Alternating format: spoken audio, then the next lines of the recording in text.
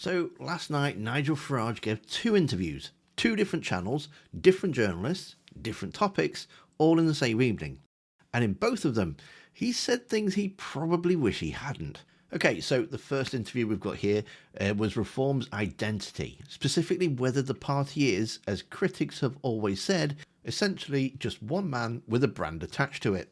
The interviewer raised the SDP, which is a historic parallel, like big personalities, top-down structure, big poll numbers, and it collapsed when it counted. Farage pushed back. Reform is different, he said. Grassroots organisation, big membership of any party, real presence in local government, not a one-man band. Okay, so this is me in the edit. At this point in the video, I was going to play you a clip of Farage making the SDB comparison, setting up nicely for the next part of what he tries to defend himself with. Trust me, it'll make sense when I get to it. Anyway, I'd recorded the script, I had the timestamp, I had the edit already, and then Sky News, in their infinite wisdom, went back and removed that section from the upload after I'd recorded my script. So yeah, thanks for that. So you're just going to have to trust me on this one. He made a very confident argument that Reform is nothing like the SDP because it's grassroots and member-led and not built around one dominant personality. And then 30 seconds later, he said what you're about to hear. Good. So that's the baseline, right? Reform's grassroots membership driven, not top down, not one person. Then the interviewer asked about Robert Jenrick. Now Jenrick, as his former Conservative colleagues have been happy to point out, is not historically described as a team player. So the question was natural. Is Jenrick now running Reform's economic policy? Is he going to be telling Farage what to do? Some people will say you've been subject to a Tory takeover. You've got Robert Jenrick now putting out policies that are different from yours. Keep the Office of Budget Responsibility on, different policy on tax and spend and so on. No, I would say... Have you suddenly got someone who's telling you what to do? That's a change? I think you've got the wrong person if you think that. No. So Robert Jenrick, who, no takeover, as the Tories said, is not a team player, is not going to dictate your economic policy? No, of course he won't. But is he free to go about his brief in consultation with me, just as Richard Tice is on business, trade and energy, just as Suella is on skills, equalities, education, just as Zia is when it comes to crime, immigration, borders. So what you've seen, look, I get it, okay? If we'd sat here a year ago, you could justifiably have said to me, isn't Reform a one-man band? Aren't you, Nigel, the head cook and bottle washer? Aren't you responsible for all statements, of all policy on everything? And you know what I've done? I've put the beginnings of a shadow cabinet together. I've appointed leaders in Scotland and Wales, and we're now beginning to look like a proper team. In consultation with me. And then, to prove he's not a one-man band, he listed everyone he personally appointed. Jenrick, appointed by Farage. Tice, appointed by Farage. Scotland leader, appointed by Farage. Welsh leader, appointed by Farage.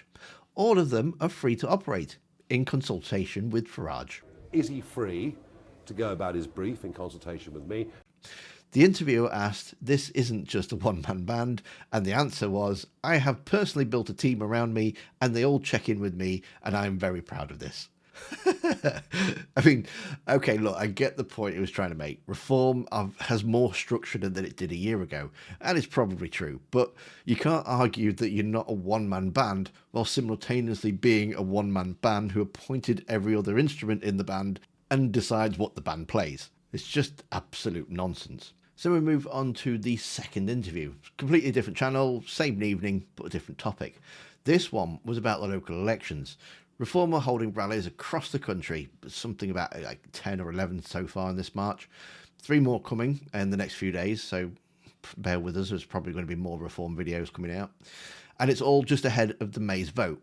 And the journalist, this was actually nice to see, the journalist, to his credit, actually came prepared. Because here's the thing about Reform's local government record.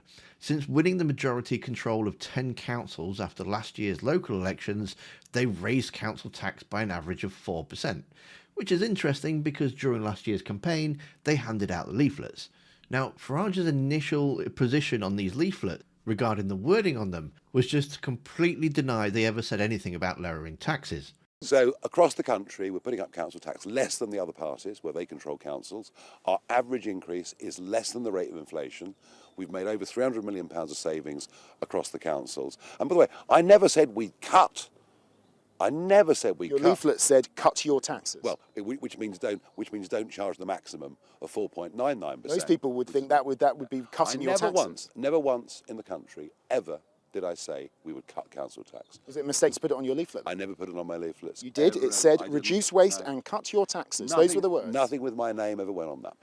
Then, when it found out that these still actually exist in the world, he switched his position to being national policy leaflets.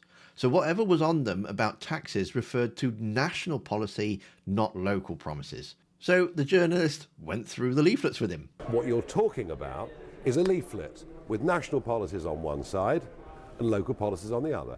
I worried that you might misremember this, so I actually dug out some of those leaflets from last year. So here's one of yours, your big smiling face there. Cut your taxes. Yes, with stop the boats and scrap net zero. They are national party policies. They are not specific to local Okay, here's council. another one. This one from Lancashire. It's you're not smiling there, serious face. Good Lord. Reform UK stands for real change, putting local people first. We fight for lower council tax. Yeah. And we've given it. We've given it. We've given lower council taxes than everybody else. You've raised it. Sunderland is just over the road, where we've increased council tax by less than the rate of inflation. Look, you can split hairs on this if you I'm not want splitting to. hairs on it. This one's from Kent. Yep. Right at the top there. You can change the way Kent County Council spends Yes, your and money. Yes. And Cut we've- your and taxes, we've big smiley face. along with freeze. Look, there are confusions in all local elections between national and local issues, and I get that. But Can you never, see how ever- some people might look at this? No, any journalists that are looking back at things and trying to find an argument.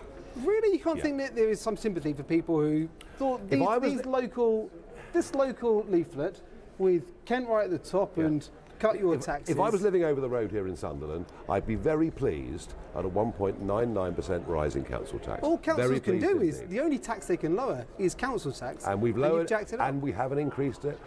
In that case, even to the level of inflation. Oh, that was just so brilliant to see. Especially when he says, I'm worried that you might misremember this. One from Lancashire, one from Kent, both local, county names at the top, local issue framing. Reform UK stands for real change and putting local people first. We fight for lower council tax. And Farage's face on the front, even mocking him, whether he's smiling or not. His response was one of the physical evidence was in front of him evolved fairly rapidly. First it was national policies, then it's we've raised it less than everyone else, then it's we're inheriting debt, then it's there's no magic wand, then it was some council tax we took in were in an impossible situation. Every one of those is an argument. None of them is a denial because there isn't one. The leaflets say cut your taxes and councils raise their taxes. And no matter which way he tries to square that circle, he's been shown to be a massive liar. But then the journalist also reminded him of some of the words he probably wish he hadn't said so clearly. He was talking about Worcestershire, council where Reform took minority control, which is currently on the edge of being declared bankrupt. And he had been reminded he'd said this. You've said with Worcestershire, I have to say we took minority control of a virtually bankrupt council. I wish we hadn't bothered. Well, you want to be the Prime Minister. You know what? They're I very don't know if you've brave. They're very brave to do it. But I don't know if you've spotted the UK finances. They're not going great. You want to be they're Prime not. Minister. There's a complete difference here. He wished he hadn't bothered. Worcestershire is a difficult situation, and fair enough, Reform didn't create the financial mess. I'm not saying they did. But Farage, the man who has spent the last decade telling the British public that the reason the country is broken is that the wrong people are in charge and that he is the right person, Reform will fix it on every branding you can see, has said on camera about running a council that he wished he hadn't bothered. And he wants to run the country.